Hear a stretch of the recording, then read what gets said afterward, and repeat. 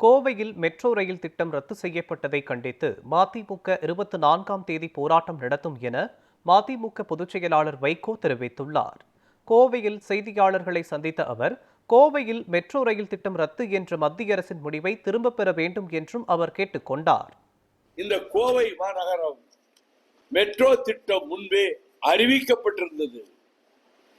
ஆனால் 2011 மன்மோகன் சிங் தலைமை அமைச்சராக இருந்தபோது கோவை உள்ளிட்ட 19 நகரங்கள் அறிவிக்கப்பட்டன.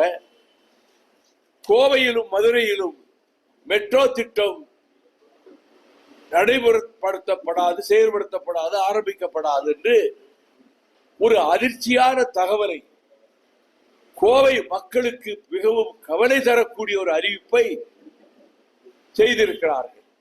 தமிழ்நாட்டில் 2வது பெரிய நகரம், தொழில் நகரம், தமிழ்நாட்டின் மான்செஸ்டர் என்று புகழப்படும் நகரம், இன்னும் இது பெரும் வளர்ச்சியை பெற வேண்டியதற்கு வழிகாட்டக்கூடிய மெட்ரோ ரயில் திட்டத்தை ரத்து செய்தது மத்திய அரசு செய்த வஞ்சகம், மத்திய அரசு தமிழ்நாட்டுக்கு இழைத்திருக்கிற துரோகம்.